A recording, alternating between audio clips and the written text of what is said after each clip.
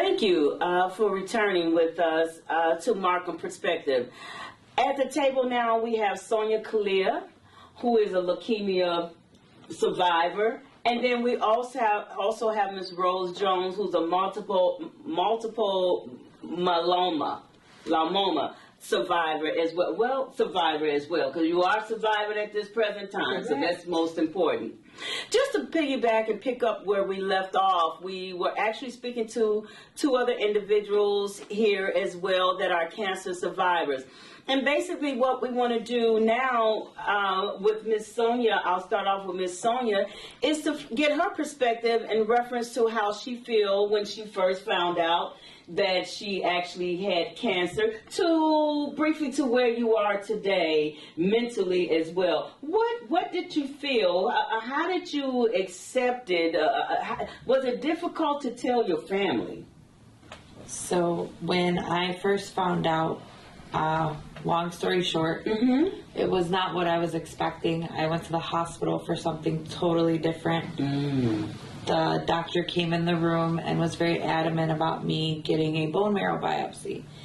And when I asked her why, she looked me in my eyes and she said, "I think you have hairy cell leukemia." Oh, that's all I heard. I looked at her and I'm like, "Hairy cell what?" And she's like, "Leukemia." I'm like, "What is that?" She's like, "Cancer." And I'm like, "How do I treat it?" She's like, "Chemo." And I'm like, "Am I going to lose my hair?" She's like, "No." She's like, "But let's not jump the gun. Let's do the bone marrow biopsy and we'll figure it out." So then fast forward, did the bone marrow biopsy July 2nd. I got the phone call. I was at home. She called me and Mayo Clinic had confirmed that it was hairy cell leukemia, which is one of the rarest cancers in the world. Only 1,000 people are diagnosed, and mostly men in their 50s. And cancer is not something that runs in my family. So there was no history? No history. It is an environmental cancer, so we don't know what caused it. I was very blessed to have the support of my loved ones, my family. I get emotional thinking about it because I know that not everybody, their family, sometimes there's people that turn away, but I was very blessed to have my loved ones in my corner from the very beginning, because I really don't know how I would have gotten through it without them. Yeah, I think that's very important to have support. Support does help move an individual who are challenged with cancer move a little bit faster. But then there are individuals who do not have the support, but it's the spiritual being within them that actually helps move them along the process. You know? Is. So, Ms. Jones, I just want to, I may call you Rose, because Rose is definitely my neighbor. And Rose, so I want to ask you a similar question. How did you feel when you first found out that you had cancer? Well, I went into the office, I had a physical, and I got a call that I needed to come back in. And I went in, and that's when the doctor had checked my blood work, because I was anemia. I had anemia. And she said, "We need to do a bone marrow biopsy." And that's when they found out I had multiple myeloma. And when she told me that day, my body just got numb. I mean, no reaction, just sit there like a statue. And I knew from cancer, I had a niece, my niece had breast cancer, and my brother had lung cancer, and my husband passed away from prostate cancer.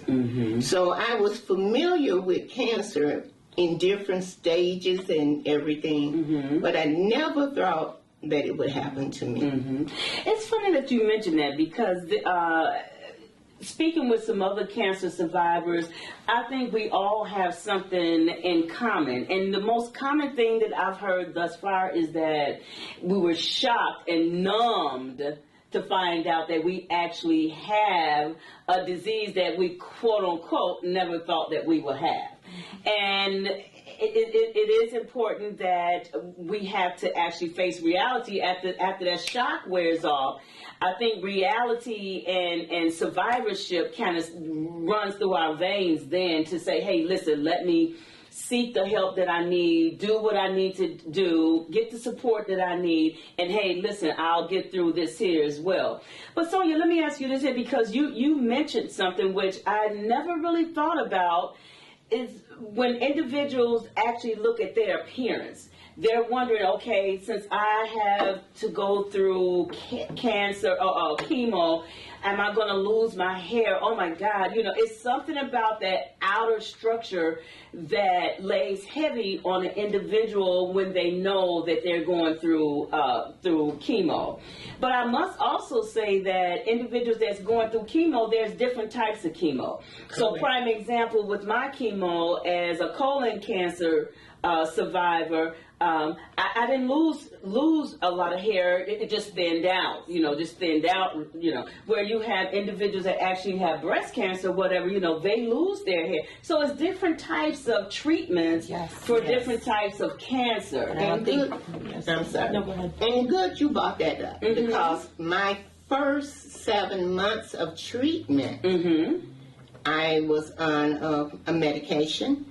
And my body became relevant, and it became allergic to it. And I was hospitalized for 11 days from that. And I almost died. Because my kidneys went into failure, my liver, my skin turned as red as my dress. But I could not see it with my eyes.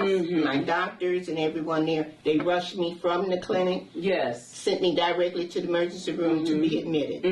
And that's when I was not aware, because it had just like deteriorated my brain. And I was just almost, everybody said, girl, when I went back to the doctor for the treatment, after getting out the hospital for 11 days, they said, we never thought that you was going to be able to come back. We just knew that you was going to pass away on your way to the hospital. I said, what? I was in that bad? Well, I'm glad your spiritual growth, your spiritual growth. I trust in that man That's above. right. Absolutely. Because, honey, I have some prayer warriors.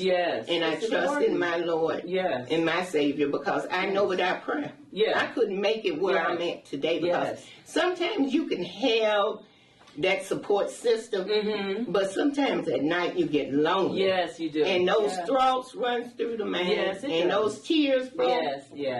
Absolutely. I have to talk to that man, get on my knees. Sometimes that song says I have to go in the closet and want to talk. Absolutely. I get emotional because I'm telling you. It's rough. It's rough.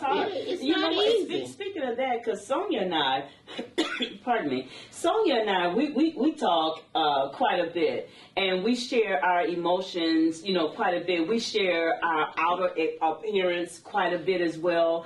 And Sonia and I, we really are a support group for each other as well. And so I do think it was very important that we do target in on what chemo actually does to the body. Like I say, some women, like, oh my God, I'm losing my hair, and they're focused more on the hair than they focusing on their health. And that's right. And to me, that's just truly not a priority. And sometimes, like in Sonia's case or whatever, the medications that she's on or whatever, she has a tendency of gaining a little bit more weight, where when I was on mine, I had to try to maintain my weight, And for a fact, I'm by New Bree's neighbor. And when I started out and I got sick, I lost 120 pounds. I got so thin, I scared myself. And they thought, my doctors wanted to put a feeding tube in me because I couldn't eat. Everything after this sickness took over my body. It took away my taste buds. Everything was salty. So I dropped 120 pounds in less than 3 months. And it just, I tell you, cancer kills the good cells and the bad. And this is a monster. When I say it's a monster, it's a monster. And I mentioned that in the first segment too. I said cancer is a monster. Sonia, I just want to ask you, is there anything that you want to say to the listening audience in reference to your particular case? Quickly, please. Quickly. I don't know quickly, but I'll do it as fast as I As can. fast as you can, Because Sonia. you know there's no way to be fast when it That's comes to correct. talking about this. But Yes. Mm-hmm. if you have loved ones that are going through this, I ask that you just be kind to them. Try to understand what they're going through. Don't be a cancer muggle and tell them, well, your chemo's over, you're fine, you're better. Piggyback off what Ms. Ross said is cancer kills good and bad, and you have to remember everybody around you talks about what it's like when you're going through chemo, what you're going to feel like during chemo, what you're going to feel like during the radiation, during the immunotherapy. But when you're done, it's kind of like my whole life was cancer. That was my journey, and I don't know anything now outside of that. So it's like, okay, now the doctor sends you out, you're done, go.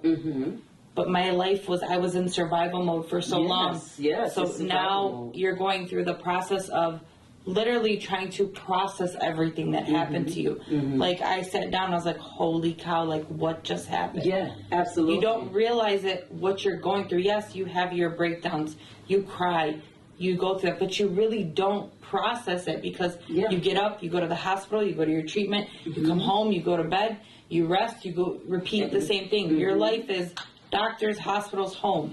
That is it. Yeah, and then when you're done, you're back in the real world, and you have people that want to give you their opinion on, well, you should be eating this, well, you should be doing that. Well, you know, you're fine now. You can go back to work. But they're not really watching and listening to the mental part of it, because I think that's the last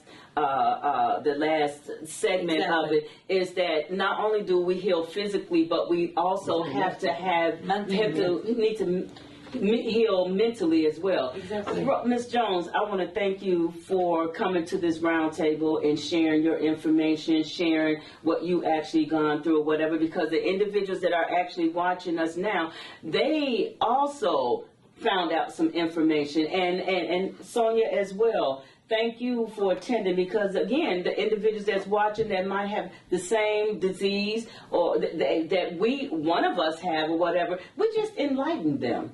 So I want to thank you all for coming out, sitting at the round table with us and having this particular discussion. Thank you so much, both of you. Welcome. Thank you. And thank you for having us. Thank you. Moving forward, I would like to say that this is not the last segment that we're actually going to have in reference to Cancer Awareness Month. I think Cancer Awareness Month is not just the month of October, but it's January, February, March, all the other months as well. So we will be having more segments in reference to cancer. But meanwhile, if you're out there and you have any idea that something might not be right within your body or whatever, please go to the hospital, go call your doctor, get a checkup. We never know. Please go out and get your pre-screening. And I want to thank you for watching this segment, and we have more segments to come. Thank you so much.